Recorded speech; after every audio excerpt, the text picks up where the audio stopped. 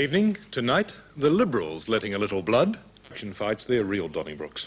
Hate's not too strong a word to describe the relationships that sometimes exist between Labor factions.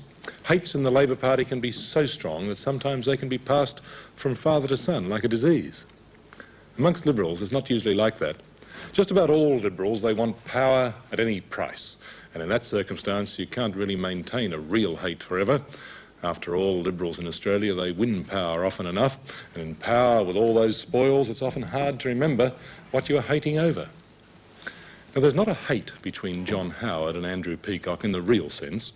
And this is what makes the present bloodletting just so difficult to understand. Well, have you seen and heard enough of John Howard on radio and television tonight? There hasn't been much of Andrew Peacock, might I say. Peacock is playing this media game in a very different way to Howard. For Peacock, no interviews. He is vulnerable. He's an easy interview target tonight, and accordingly, he's not in any studio. His constituency in this fight is the Federal Parliamentary Liberal Party, 28 senators and 45 members of the House of Representatives, 73 in all if they all show up on Thursday and none are overseas.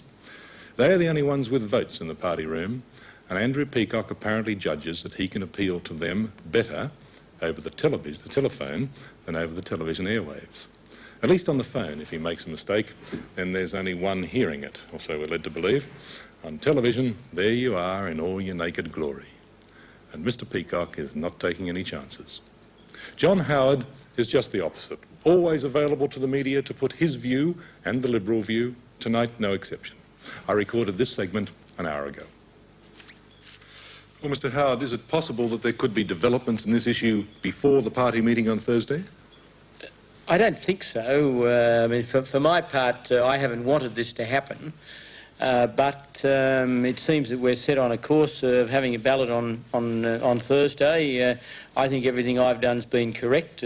I can't say things that are unreasonable to be expected of me, and for my part, I'm working between now and Thursday to get re-elected as Deputy Leader.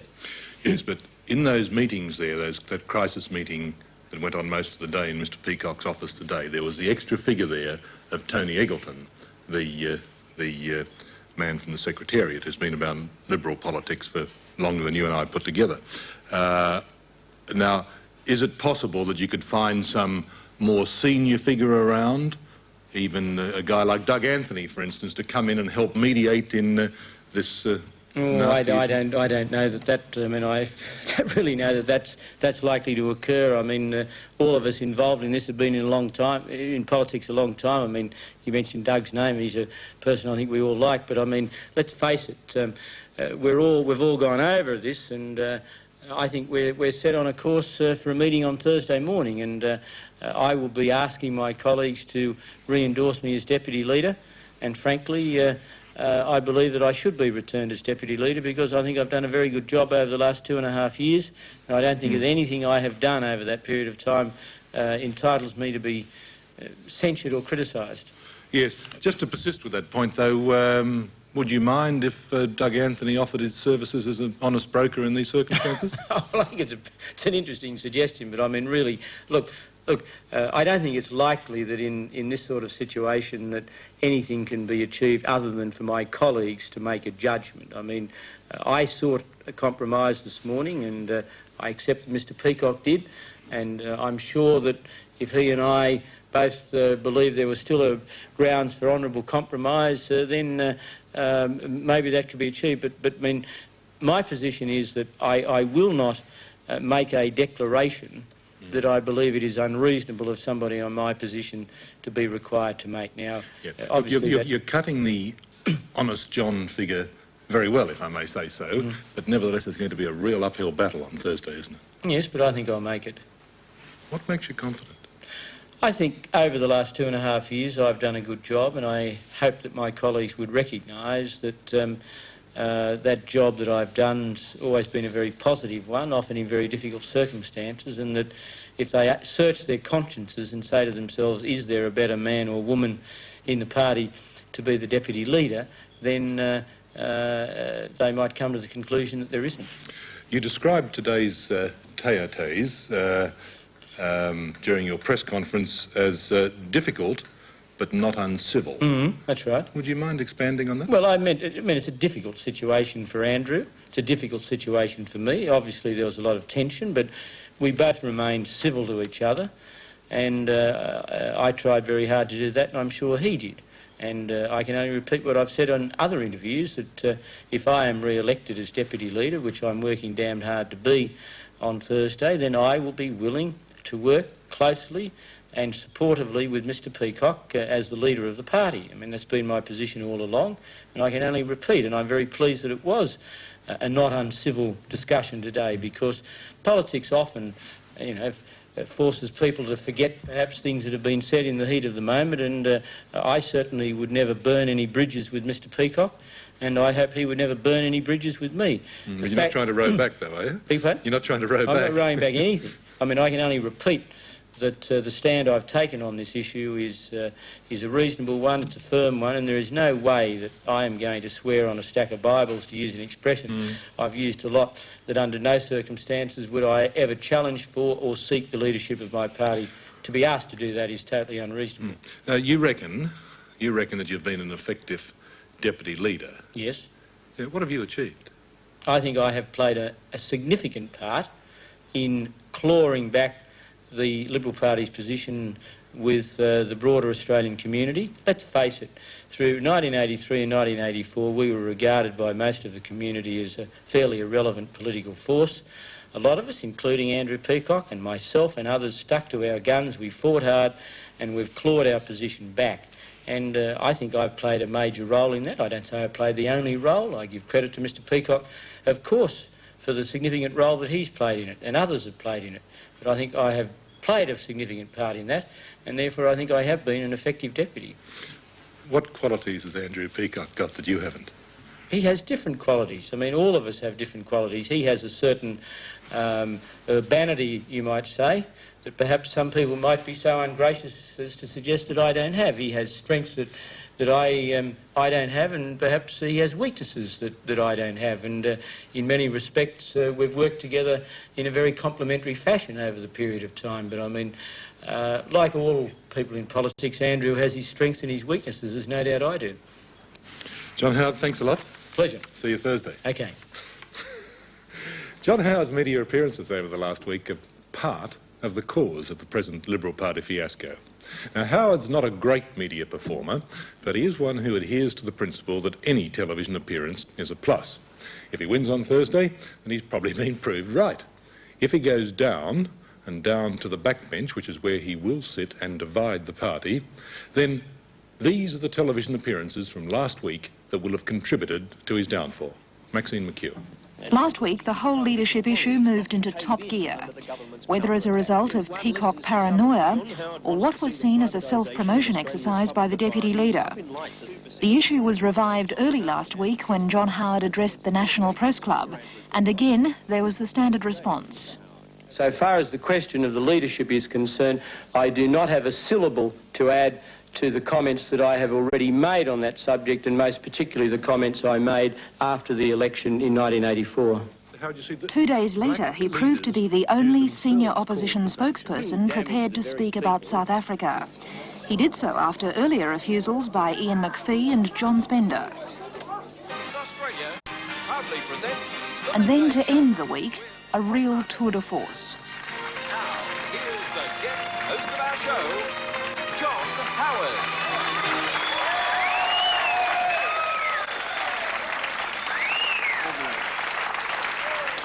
Hello and welcome. I'm filling in for Ray Martin, who's battling it out in Hawaii at the present time. And I suppose I've appeared on television 3,000 or 4,000 times over the last 10 or 15 years, but nothing's going to be quite like today's experience. It was John Howard speaking to Middle Australia, relaxed and smiling, and for once able to indulge himself. Very warmly welcome the distinguished but sometimes notorious political journalist, currently co-anchor man of the ABC's Carleton-Walsh Report, Richard Carleton.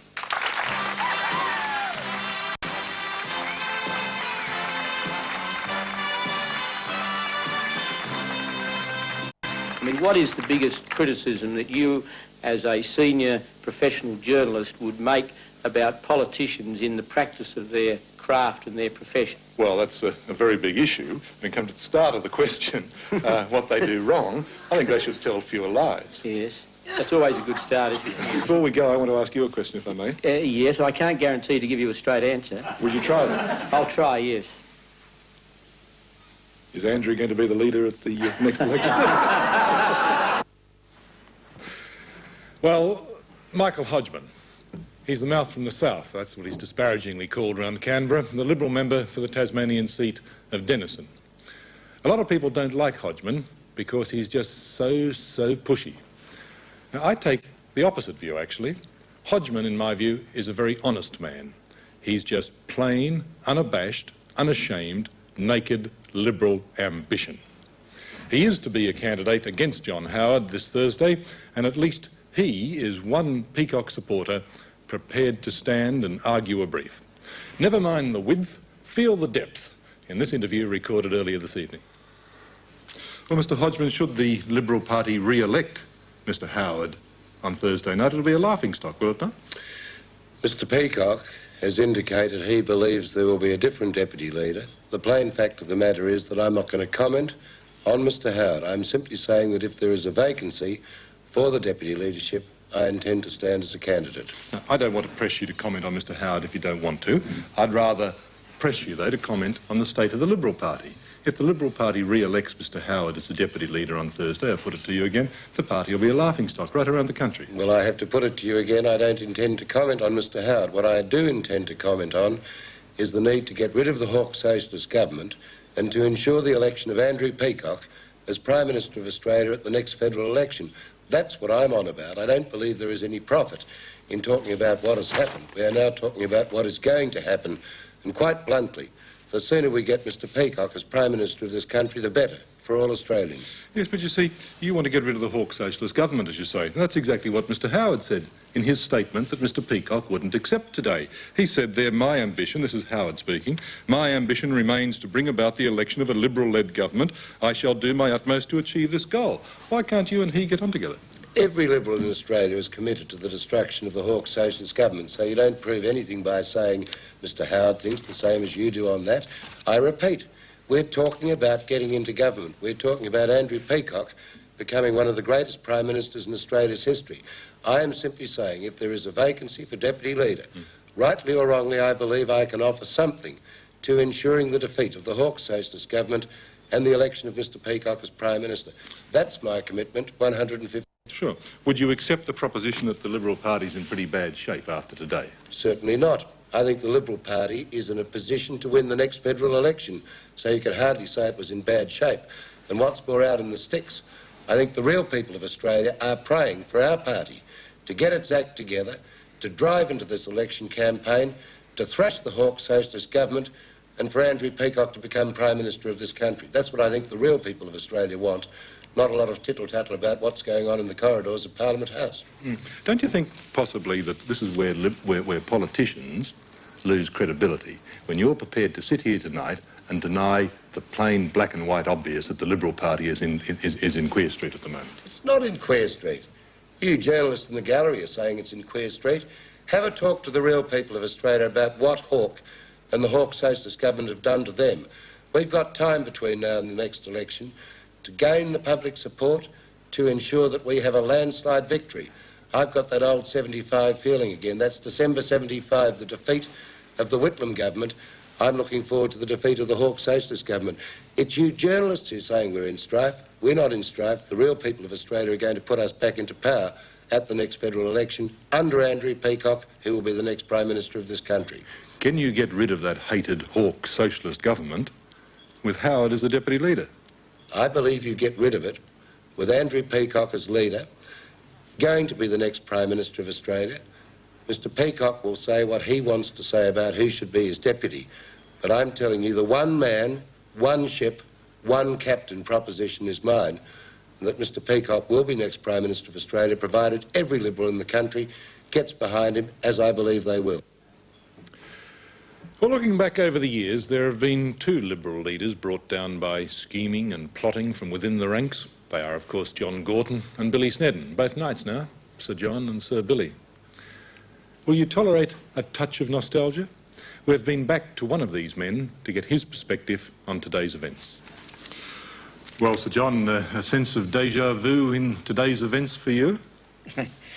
Yes, it's been déjà vu more than once.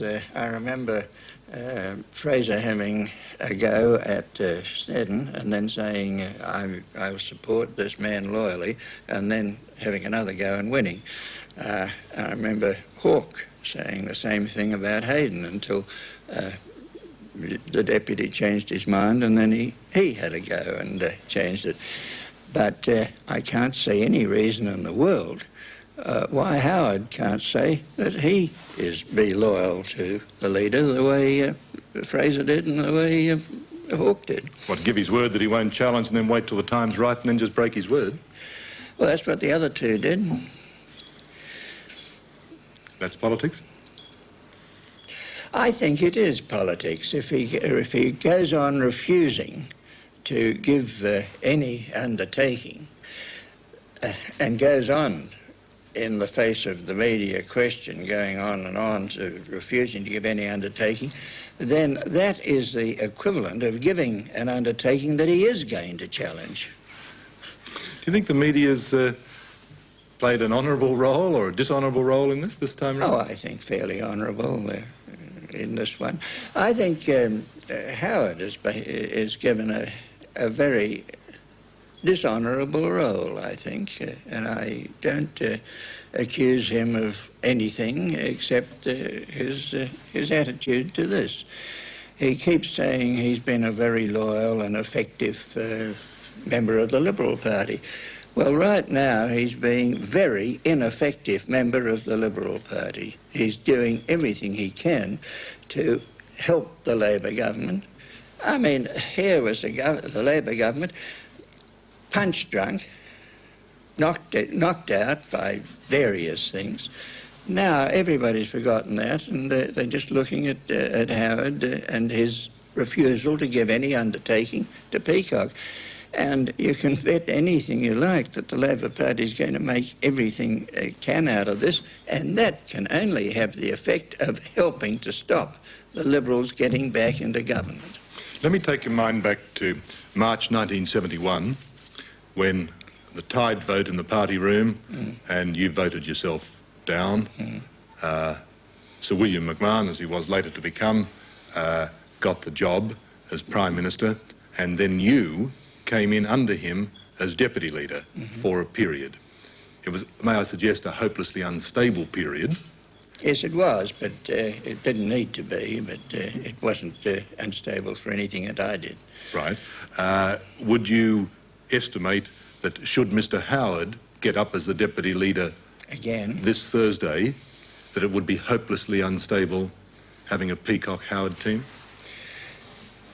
Well, I know you say that the Liberal Party would be a laughingstock if Howard got up to be the Deputy Leader.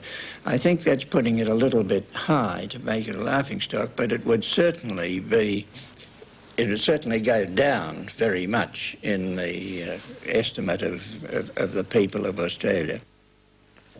Well, all I can say is that today's events are enough to put Bob Hawke back onto the grog. At least one large celebratory champagne. From here it looks as though the Liberals are on a hiding to nothing. The most likely result has to be a Howard victory on Thursday, the status quo, except that Andrew Peacock has declared he cannot live with his deputy. And even more damagingly, Mr. Peacock has shown just how insecure he feels. If Mr. Howard is defeated, the Liberals will lose their most feared parliamentary performer, the only one with a real grasp of the essentials of the ongoing economic debate. If he goes to the backbench and joins the disenchanted, then you may as well say the Liberals are going to be divided into two warring camps. As I said, it's enough to drive some to drink. But now to South Africa. Well, it's late at night after a long day here in Canberra. Let me take a punt on what might happen on Thursday to that once great Liberal Party, as I'm sure Mr. Hawke is calling it tonight. There'll be three candidates for the Liberal Party deputy leadership: John Howard, Michael Hodgman, and a man you've possibly never heard of unless you're from Brisbane, John Moore, the party's communications spokesman, the man soon to be anointed by Andrew Peacock. On Thursday, Hodgman will get single figures in the ballot. his own vote for sure, and possibly a few sympathy votes from those who'd just be too embarrassed to see him get just the one. Howard, he'll do well, but my guess is he'll be rolled and he'll sit on the backbench. John Moore, a former stockbroker, he'll get up, but only just. Oh, and the leadership, of course, Andrew Peacock, he'll go back unopposed for the time being.